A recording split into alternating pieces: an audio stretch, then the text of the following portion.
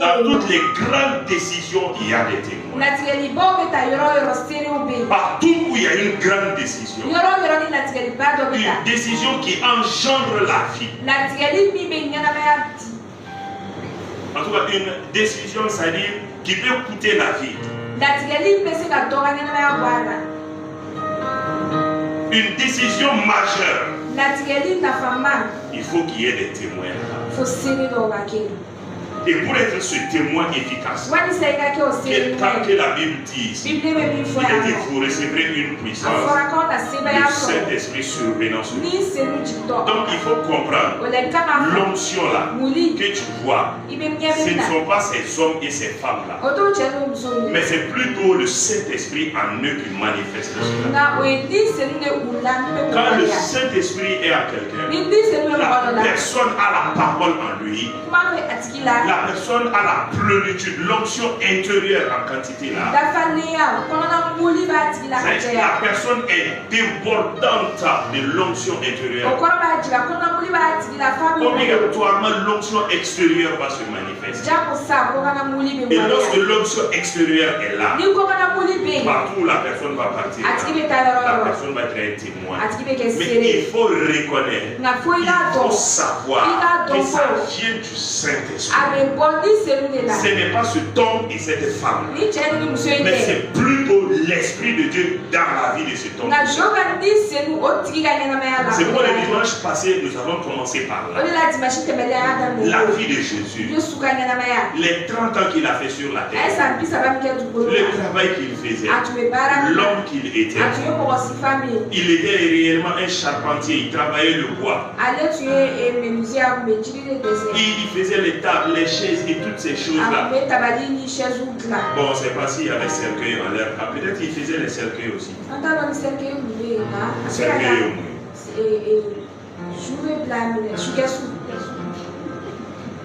On ne sait pas s'il y avait ça à leur époque. Peut-être Jésus même faisait ça. Lui qui doit donner la vie aux gens. Il fait cercueil déjà. Pourquoi? Le Saint-Esprit n'était pas venu. Il n'était pas encore rempli. Il n'était pas rempli. Il faisait le contraire de ce qu'il doit faire. Mais les jours où le Saint-Esprit est venu, il avait la parole. C'est pourquoi à 12 ans, dans le temple là, il confondait même les souverains sacrificateurs. La parole était là. Et quand il a prié ces jours-là, tu vois, pour que l'onction intérieure se manifeste, il faut que la parole soit là. Il faut que tu connaisses la Bible. Il y a des gens, quand on va leur dire le livre d'Israël,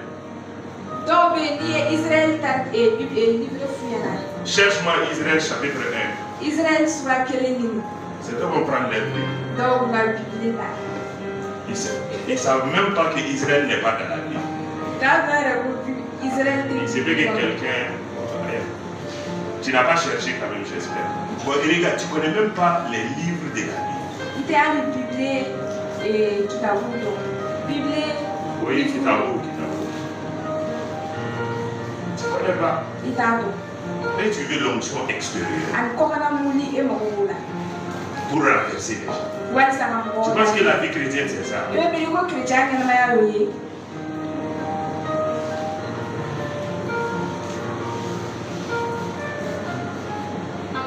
Il faut connaître la parole d'abord.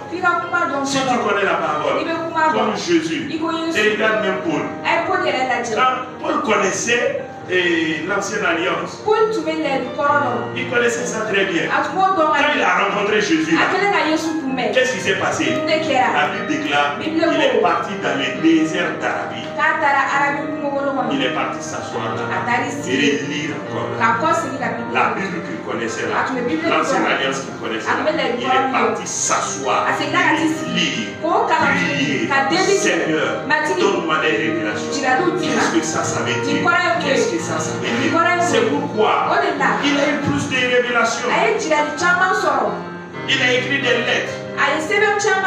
Beaucoup d'écrits. Pourquoi? Parce qu'il s'est assis, il a mangé la parole, il a bu la parole, il est rempli de la parole. Obligatoirement, il aura l'onction intérieure. Mais l'onction extérieure.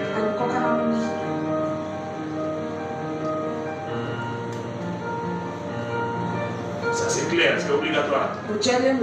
Mais si tu n'as pas la parole en toi, le simple fait de lire simplement la Bible, même si tu ne comprends pas, le simple fait de la lire, ça va t'apporter de bonnes choses. Ça va changer ton intelligence. Ça va élever ton niveau d'intelligence.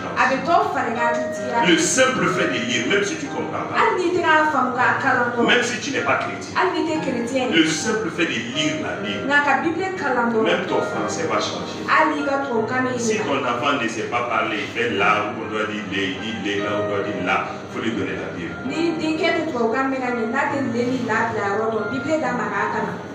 Même les maîtres ont témoigné de ça. Même si tu as une maladie en toi, le fait de t'asseoir chaque fois que tu lis, tu médites cette maladie-là. Un jour, tu vas avoir la solution. Il faut être rempli de la parole d'abord. Il faut marcher la parole. C'est pourquoi Jésus, regarde-le. Il est venu. Il pouvait faire de telle sorte que voilà, qu'on le crucifie le lendemain où il a prié au Jourdain. Il était venu pour verser son sang, pour qu'on soit sauvé. Voilà. Il pouvait faire même le miracle là-bas. Comme le film Jésus des Chinois que j'ai vu là. On a crucifié Jésus. Jésus même saute, il descend de la croix.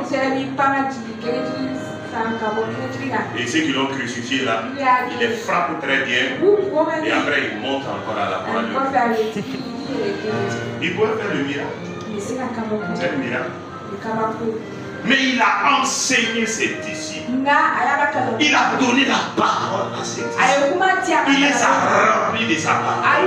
Il les a remplis avec le miracle. Il les a remplis avec les prodiges qu'il fait.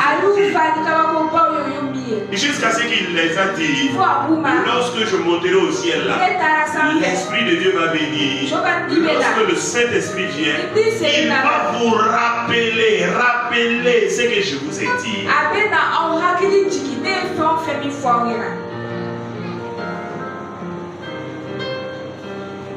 Il faut la plénitude de l'intérieur.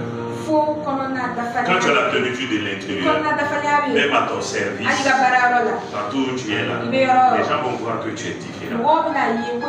Pourquoi les gens voient que tu n'es pas différent? Pourquoi les gens pensent que tu es la même chose qu'avec les autres? Parce qu'il n'y a pas l'onction intérieure. S'il y a l'onction intérieure dans quelqu'un, ça veut dire que le Saint-Esprit est là, la parole est là, la personne prie, la personne loue le Seigneur. Obligatoirement le fruit de l'esprit. Galates 2, 22. Galates 2, 22. Le fruit de l'esprit. Obligatoirement. Ça va se manifester au travers de nous. On a dit le fruit de l'esprit. Le fruit de l'esprit. On n'a pas dit le fruit du chrétien. On dit le fruit de l'esprit. Donc ce sont des comportements, ce sont des caractères, ce sont des attitudes que le Saint-Esprit manifeste au travers de quelqu'un. Quand le Saint-Esprit est dans la vie de quelqu'un, le Saint-Esprit a rempli quelqu'un, la parole de Dieu est là, la personne a la plénitude, la personne a l'onction intérieure. Le Saint-Esprit est à l'aise dans la vie de la personne. Quand il veut mentir là, la parole va résonner en lui. Et même les 10 commandements te disent de ne pas mentir. Or, toi, tu es une nouvelle alliance. Tu fais quoi avec le mensonge? Arrête-moi ça. La personne va se ressaisir. Même le mensonge qu'il voulait dire là. Non, il va donc, c'est-à-dire que ça, il va changer. Pourquoi? Le Saint-Esprit a lui, l'onction intérieure est là. Il voulait mentir. L'onction intérieure l'a dit, tu ne dois pas mentir.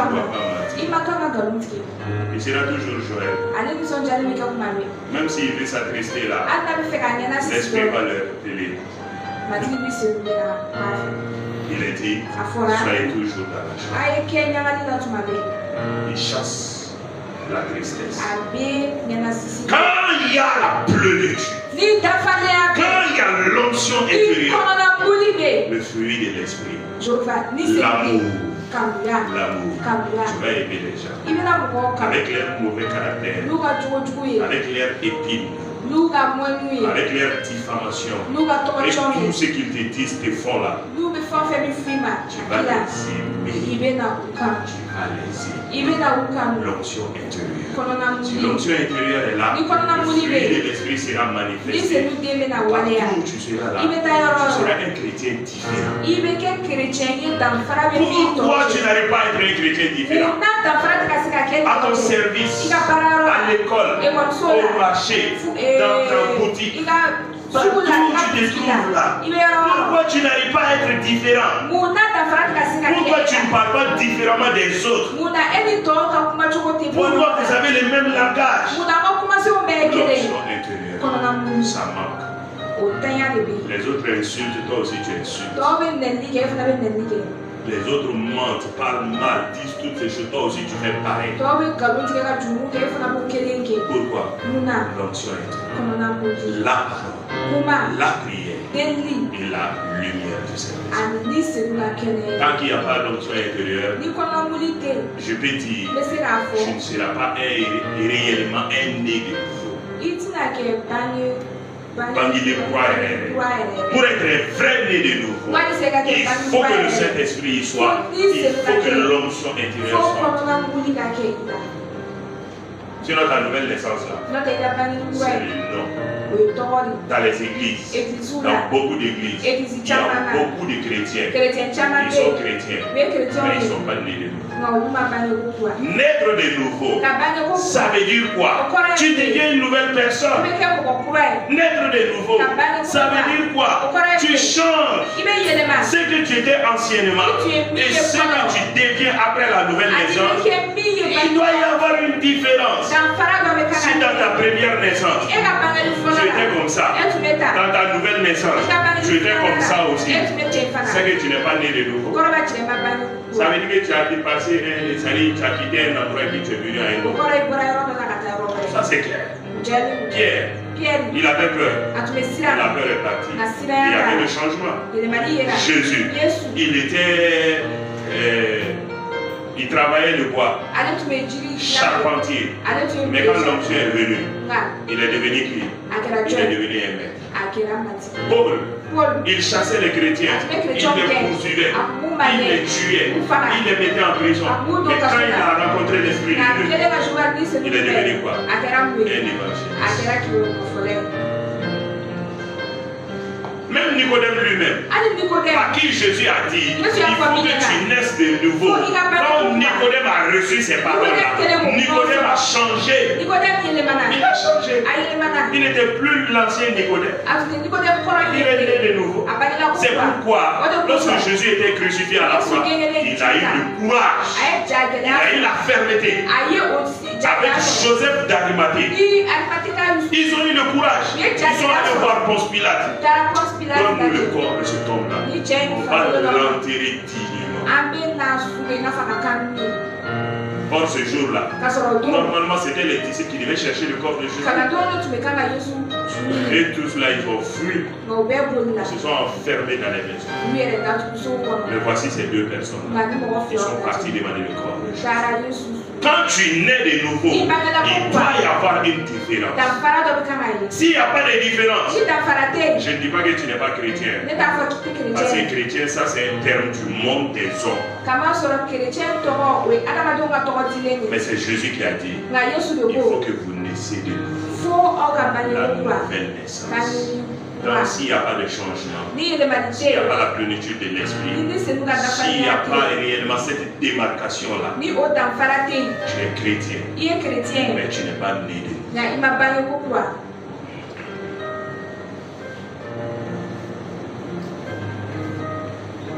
Tu es chrétien, mais tu n'es pas né de nous. Et une chose est sûre, Jésus reviendra, pas chercher simplement les chrétiens, mais surtout ceux qui sont nés de nous. C'est ce qu'il vient chercher. Ceux qui sont nés de nous. Ceux qui ont vu le changement, la démarcation, ceux qui ont l'onction intérieure. Ne nous leurrons pas. Jésus même l'a déclaré. Tous ceux qui lui disent Seigneur, Seigneur, n'entreront pas au ciel. C'est la vérité. Tous les chrétiens n'entreront pas au ciel. Il y a certains chrétiens qui ne seront pas là-bas. Pourquoi? Ils n'ont pas l'onction intérieure. Pourquoi? Leur homme intérieur n'est pas changé. Pourquoi? Pourquoi? Parce qu'ils ne sont pas nés. Ils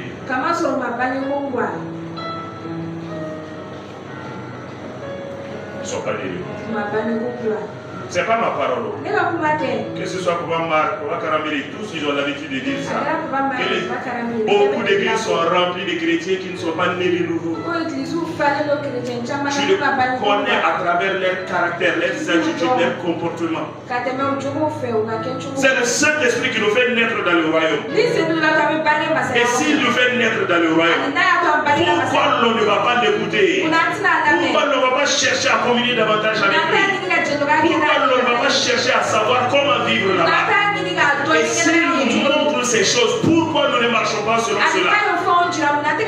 Et qu'on essaie de vivre comme on veut, non, ça veut dire qu'on n'est pas né de nous. Quelqu'un qui est réellement né de nous, il aura l'onction intérieure. Et s'il a l'onction intérieure, l'onction extérieure va suivre. Quand l'onction extérieure vient, il sera un témoin. Il sera un témoin. Il va être témoin de Jésus. Il va être témoin de l'Esprit de Dieu. Il va être témoin du Père. Pourquoi? L'onction intérieure est en lui. À cause de l'onction intérieure, toute personne qu'il va rencontrer, qui a un problème, il va intervenir pour lui. Il va annoncer la bonne nouvelle. Il va aider ces personnes-là à naître de nouveau aussi. Mais pourquoi tu n'as pas ce feu en toi? Pourquoi ce feu ne brûle pas en toi? Pourquoi cette soif n'est pas en toi? Pourquoi tu ne désires pas cela? Pourquoi tu ne cherches pas cela? Est-ce que tu es réellement un témoin? Est-ce que tu es réellement un témoin? Est-ce que tu es réellement un témoin? Jésus a dit ici, vous recevrez une puissance, le Saint-Esprit surviendra sur vous. Quand le Saint-Esprit va venir, il va venir avec la puissance. Et tu dis que tu es chrétien, tu dis que tu es enfant de Dieu, le Saint-Esprit aussi en toi. Où est la puissance? Où est la puissance? Où est la puissance? Où est l'onction intérieure? Où est l'onction intérieure? Où est l'onction extérieure? Sans cela, tu ne pourras pas être témoin. Il est dit, vous recevrez une puissance. Le Saint-Esprit surviendra sur vous. Et vous serez mes témoins. Et vous serez mes témoins. Et vous serez mes témoins. Et vous serez mes témoins. Quand est-ce que vous serez mes témoins? Qu'est-ce qui va faire de vous mes témoins? C'est le Saint-Esprit qui va vous faire naître dans le royaume, qui va vous remplir, qui va vous revêtir avec l'onction intérieure maintenant. Vous n'allez pas pouvoir vous asseoir. Vous n'allez pas pouvoir fermer la bouche. Vous n'allez pas pouvoir voir les gens du monde mourir comme ça et les laisser partir. Non, non, non. Ceux avec lesquels tu fréquentes à l'école, ceux avec lesquels tu travailles, ceux avec lesquels tu voyages, partout où tu te rends, comme Paul, comme Pierre, comme Étienne, comme Philippe, comme les apôtres, comme réellement ces hommes et ces femmes, comme les Lydie de la Bible, comme les maris de Magdala. Ah, tu seras comme ces personnes. Tu seras comme ces personnes. En ce moment, tu seras un témoin. Être témoin, l'église. Être témoin ne veut pas dire être chrétien. Être témoin ne veut pas dire que tu lis la Bible. Être témoin ne veut pas dire que tu pries. Être témoin ne veut pas dire que tu es quelqu'un qui donne la dîme et ses offrandes. Être témoin n'est pas être chrétien. Être témoin, c'est témoigner de Jésus.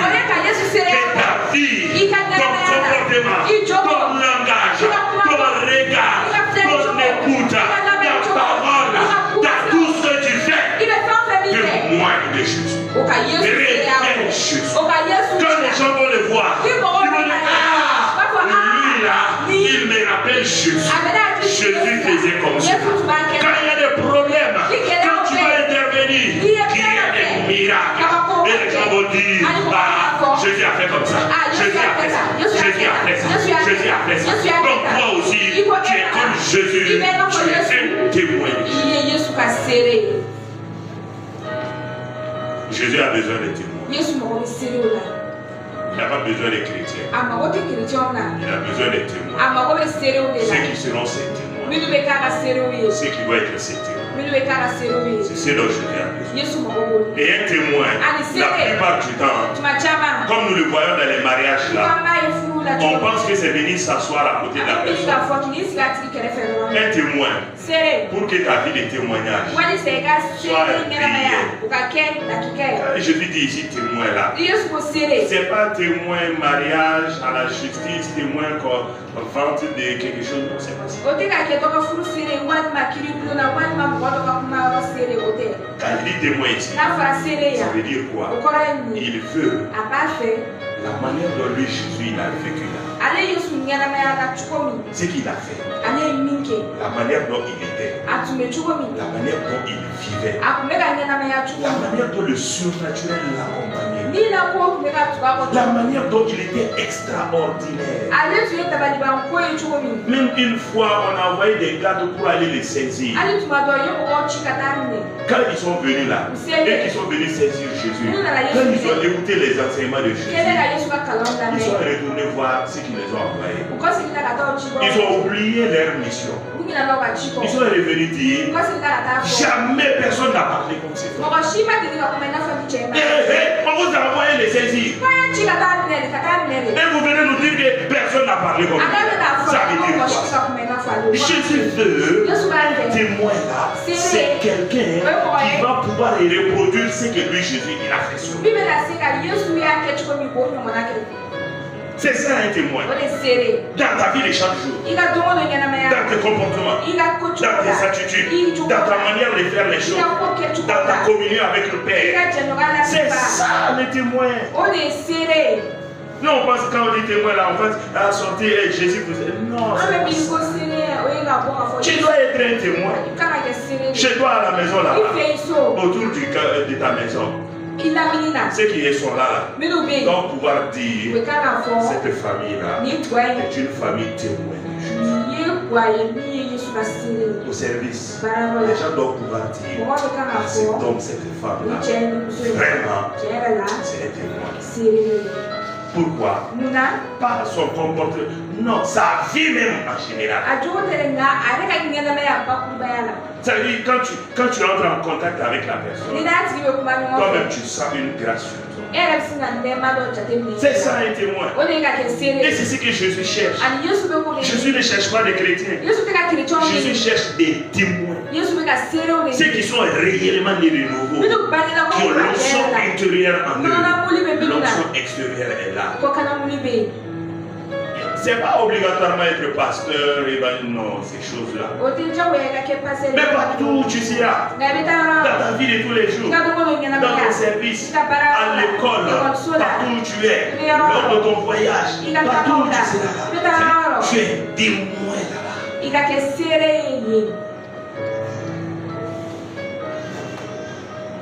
C'est ce que le Saint-Esprit veut faire.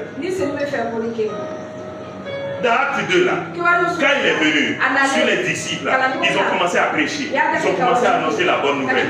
Quand Pierre et Jean entraient dans le temple, ils ont vu le paralytique. Ils ont été témoins de Jésus. Ils ont dit nous n'avons ni or ni argent.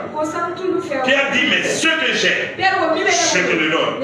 Au nom de Jésus, lève-toi et marche. Pierre a été témoin.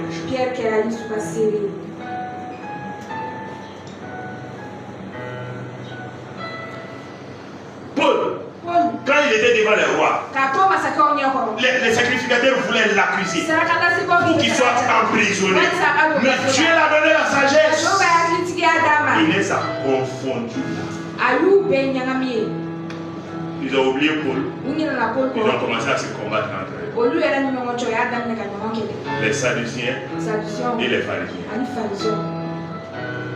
Il faut que tu sois témoin.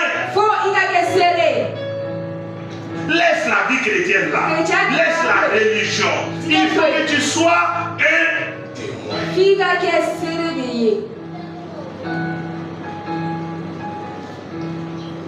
Je cherche des témoins.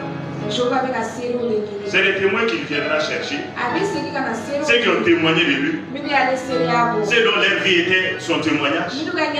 Jésus va venir les chercher. Sinon, pourquoi il va venir les chercher? Pourquoi? Pourquoi il va venir les chercher? Si leur vie n'a pas été un témoignage pour lui, Jésus, s'ils n'ont pas élevé les grands défis en son nom, s'ils n'ont pas prêché comme lui, Jésus, il a prêché.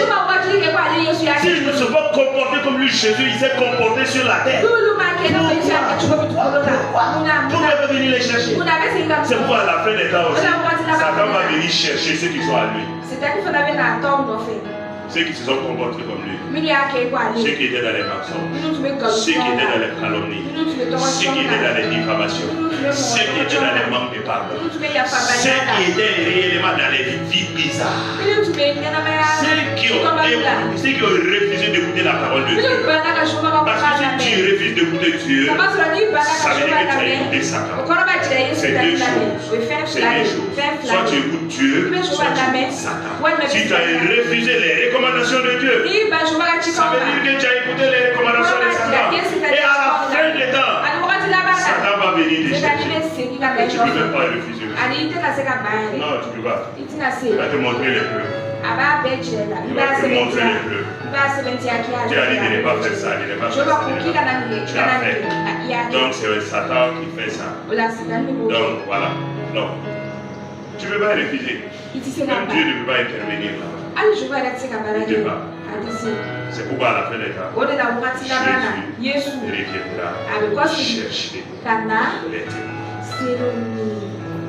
C'est pourquoi il les appelle son épouse.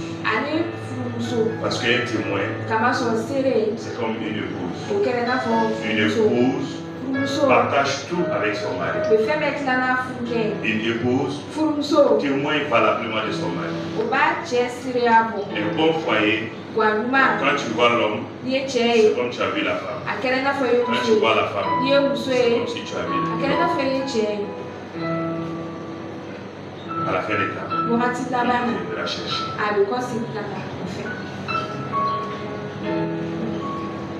Moi j'ai décidé de suivre Jésus.